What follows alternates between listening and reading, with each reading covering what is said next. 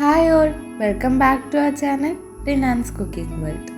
ഇന്ന് നമ്മൾ ഉണ്ടാക്കാൻ പോകുന്നത് വളരെ ടേസ്റ്റി ആയിട്ടുള്ള റാഫല്ലോ കേക്കാണ്. എല്ലാവർക്കും ഇഷ്ടപ്പെടുന്ന ഒരു കേക്ക് റെസിപ്പിയാണിത്. അപ്പോൾ നമുക്ക് വീഡിയോ കണ്ടു നോക്കിയാലോ. അതിനു മുമ്പായിട്ട് നമ്മുടെ ചാനൽ ഇതുവരെ സബ്സ്ക്രൈബ് ചെയ്യാത്തവരാണെങ്കിൽ ചാനൽ സബ്സ്ക്രൈബ് ചെയ്യുക. വീഡിയോ ഇഷ്ടപ്പെട്ടാൽ ലൈക്ക് ചെയ്യാനും ഷെയർ ചെയ്യാനും കമൻറ്റ് ചെയ്യാനും മറക്കരുത്. റിനാൻസ് കുക്കിംഗ് വേൾഡ് എന്ന ഇൻസ്റ്റഗ്രാം പേജ് ഫോളോ ചെയ്യാത്തവരാണെങ്കിൽ ഫോളോ ചെയ്യാൻ വേണ്ടിയിട്ട് മറക്കരുത്. അപ്പോൾ നമുക്ക് വീഡിയോയിലോട്ട് പോകാം. ആദ്യം നമുക്ക് ഏത് പാനിലാണോ കേക്ക് തയ്യാറാക്കിയെടുക്കുന്നത് ആ പാൻ നമുക്കൊന്ന് ഓയിൽ വെച്ച് ഗ്രീസ് ചെയ്തെടുക്കാം. ഞാനിവിടെ സൺഫ്ലവർ ഓയിലാണ് യൂസ് ചെയ്തിട്ടുള്ളത്. ഇനി നമുക്ക് ബാറ്റർ തയ്യാറാക്കാൻ വേണ്ടി ഒരു ബൗളിലോട്ട് 4 മുട്ട ഒഴിച്ചെടുക്കാം. കേക്കൊക്കെ റൂം ടെമ്പറേച്ചറിലുള്ളതാണ് യൂസ് ചെയ്തിട്ടുള്ളത്. ഇനി അതൊരു സൈഡിലോട്ട് മാറ്റി വെച്ച് നമുക്ക് ഡ്രൈ ഇൻഗ്രീഡിയൻസ് ഒന്ന് അരിച്ചെടുക്കാം. അതിനുവേണ്ടി ഞാനിവിടെ ഒരു അരിപ്പയിലോട്ട് 3/4 കപ്പ് മൈദയും 1/4 കപ്പ് ബദാം പൗഡറും കൂടെ ചേർത്ത് കൊടുക്കുന്നുണ്ട്. ഇനി അതിലോട്ട് നമുക്ക് 1 ടീസ്പൂൺ ബേക്കിംഗ് പൗഡറും കൂടെ ചേർത്ത് കൊടുക്കാം. ഇനി നന്നായി ഒന്ന് അരിച്ചെടുക്കാം. ഇനി നമ്മൾ നേരത്തെ എടുത്ത് വെച്ചിട്ടുള്ള മുട്ടയിലോട്ട് 1 ടീസ്പൂൺ വാനില എസൻസ് ചേർത്ത് നന്നായി ഒന്ന് ബീറ്റ് ചെയ്തെടുക്കാം. നന്നായി ബീറ്റ് ചെയ്തെടുത്തതിന് ശേഷം നമുക്കിതിലോട്ട് പഞ്ചസാര ചേർത്ത് കൊടുക്കാം. ഞാനിവിടെ 1 കപ്പ് പഞ്ചസാരയാണ് ചേർത്ത് കൊടുക്കുന്നത്. പൊടിക്കാത്ത പഞ്ചസാരയാണ് ചേർത്ത് കൊടുത്തിട്ടുള്ളത്. ഇതൊരു 2 തവണ ആക്കി ചേർത്ത് നന്നായി ഒന്ന് ബീറ്റ് ചെയ്തെടുക്കാം.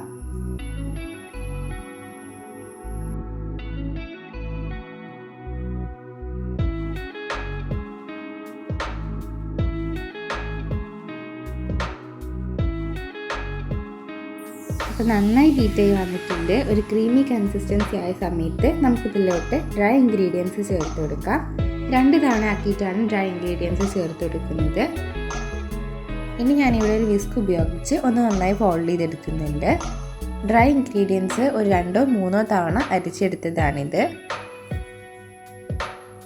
അപ്പോൾ നമ്മുടെ ബാറ്റർ റെഡി ആയിട്ടുണ്ട്. ഇത് നമുക്ക് കേക്ക് പാനിലോട്ട് ഒഴിച്ചു കൊടുക്കാം. ഇനി ഇതിലുള്ള എയർ ബബിൾസൊക്കെ ഒന്ന് പോകാൻ വേണ്ടി നന്നായി ഒന്ന് ടാപ്പ് ചെയ്ത് കൊടുക്കുക. അതുപോലെ തന്നെ ഒരു ടൂത്ത് പിക്ക് വെച്ചിട്ട് ഇതുപോലെ റൗണ്ട് ചെയ്ത് കൊടുക്കുകയാണെങ്കിലും നല്ലതാണ്. ഇനി നമുക്കിതൊന്ന് മൂടി വെച്ച് ഒരു 25 to 30 മിനിറ്റ്സ് ലോ ഫ്ലെയിമിൽ കുക്ക് ചെയ്തെടുക്കാം. ഒരു 25 മിനിറ്റ്സ് കഴിഞ്ഞപ്പോൾ തന്നെ നമ്മുടെ കേക്ക് അടിപൊളിയായി വന്നിട്ടുണ്ട്. ഇനി നമുക്കിതിലോട്ടുള്ള ക്രീം തയ്യാറാക്കിയെടുക്കാം. ഞാനിവിടെ പ്രിസ്റ്റിൻ്റെ വിപ്പിംഗ് ക്രീമാണ് യൂസ് ചെയ്യുന്നത്. ഞാനിവിടെ 2 തവണ ആക്കിയിട്ടാണ് ക്രീം ബീറ്റ് ചെയ്തെടുക്കുന്നത്. ഒന്ന് നമുക്ക് കേക്കിൻ്റെ പുറത്ത് സെറ്റ് ചെയ്യാൻ വേണ്ടിയിട്ടും ഒന്ന് കേക്കിൻ്റെ ഉള്ളിലെ ലെയേഴ്സ് ഫില്ല് ചെയ്യാൻ വേണ്ടിയിട്ടും 2 ക്രീമാണ് തയ്യാറാക്കുന്നത്. അപ്പോൾ ആദ്യം നമുക്ക് കേക്കിൻ്റെ പുറത്ത് കവർ ചെയ്യാൻ വേണ്ടിയിട്ട് വിപ്പിംഗ് ക്രീം മാത്രമായിട്ട് ഞാൻ ജസ്റ്റ് ഒന്ന് ബീറ്റ് ചെയ്തെടുക്കുന്നുണ്ട്. ഇത് ഏകദേശം ഒരു 3/4 കപ്പ് ക്രീം എടുത്തിട്ടുണ്ട്. അപ്പം നന്നായി ബീറ്റായി വന്നിട്ടുണ്ട്. ഇനി നമുക്ക് കേക്കിൻ്റെ ഉള്ളിലൊക്കെ ഫില്ല് ചെയ്യാൻ വേണ്ടിയിട്ടുള്ള ക്രീം തയ്യാറാക്കിയെടുക്കാം. അതിന് ഞാനൊരു 3/4 കപ്പ് ക്രീം എടുത്ത് നന്നായി ബീറ്റ് ചെയ്ത് കൊടുക്കുന്നുണ്ട്. ഒന്ന് ബീറ്റായി വരുന്ന സമയത്ത് ഇതിലോട്ട് 2 ടേബിൾ സ്പൂൺ ബദാം പൗഡറും 1/4 കപ്പ് ഡെസിക്കേറ്റഡ് കോക്കനട്ടും 1.5 ടേബിൾ സ്പൂൺ പാൽപ്പൊടിയും കൂടെ ചേർത്ത് ഒന്നുകൂടെ നന്നായി ബീറ്റ് ചെയ്തെടുക്കാം.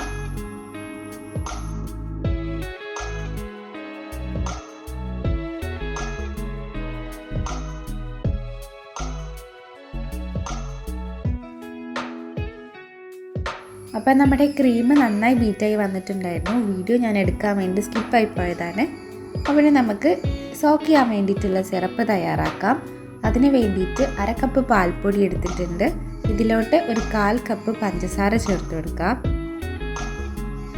അതിലോട്ട് 1 കപ്പ് വെള്ളം ഒഴിച്ചിട്ട് നന്നായി ഒന്ന് തിളപ്പിച്ചെടുക്കാം. നന്നായി തിളച്ച് വരുന്ന സമയത്ത് നമുക്ക് ഫ്ലെയിം ഓഫ് ചെയ്തെടുക്കാം.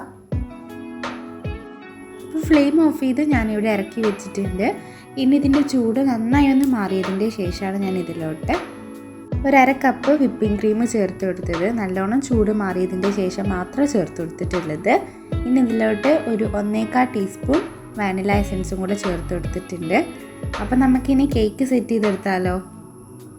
അപ്പോൾ നമ്മുടെ കേക്ക് ചൂടാറിയതിൻ്റെ ശേഷം ഞാൻ 3 ലെയറായിട്ട് കട്ട് ചെയ്തെടുത്തിട്ടുണ്ടായിരുന്നു. അതിൽ ഫസ്റ്റ് ലെയർ വെച്ച് കൊടുത്ത് നമുക്ക് നന്നായി ഒന്ന് സോക്ക് ചെയ്തെടുക്കാം. ഇനി അതിൻ്റെ മുകളിലായിട്ട് നമ്മൾ ഡെസിക്കേറ്റഡ് കോക്കനട്ടൊക്കെ വെച്ചിട്ടുണ്ടാക്കിയിട്ടുള്ള ക്രീം ഞാൻ തേച്ച് കൊടുക്കുന്നുണ്ട്.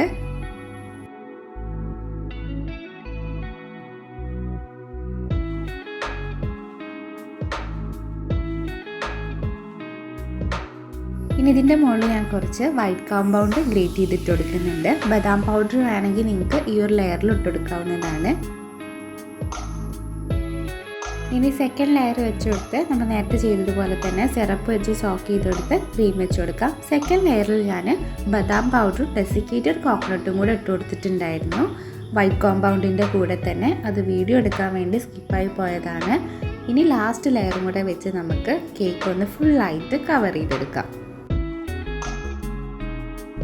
അപ്പം നമ്മുടെ ടേസ്റ്റി ആയിട്ടുള്ള റാഫല്ലോ കേക്ക് ഇവിടെ റെഡി ആയി വന്നിട്ടുണ്ട്. ഞാനിവിടെ ഡെസിക്കേറ്റഡ് കോക്കനട്ടും മിൽക്ക് പൗഡറുമാണ് സൈഡിലും അതുപോലെ തന്നെ ടോപ്പ് പോർഷനിൽ ഒരു സൈഡിലായിട്ടും സ്പ്രെഡ് ചെയ്തിട്ടുള്ളത്. ഒരു സൈഡിൽ പിന്നെ നമ്മുടെ വിപ്പിംഗ് ക്രീമിൻ്റെ ഡിസൈൻ ചെയ്തിട്ടുണ്ട്. അപ്പോൾ എല്ലാവർക്കും കേക്കിൻ്റെ ഈ ഒരു ലുക്ക് ഇഷ്ടപ്പെട്ടു എന്ന് വിചാരിക്കുന്നു. നല്ല ടേസ്റ്റി ആയിട്ടുള്ള ഒരു കേക്കാണിത്. അപ്പോൾ എല്ലാവർക്കും വീഡിയോ ഇഷ്ടപ്പെട്ടു എന്ന് വിചാരിക്കുന്നു. നെക്സ്റ്റ് വീഡിയോയിൽ കാണാം. Thanks for watching.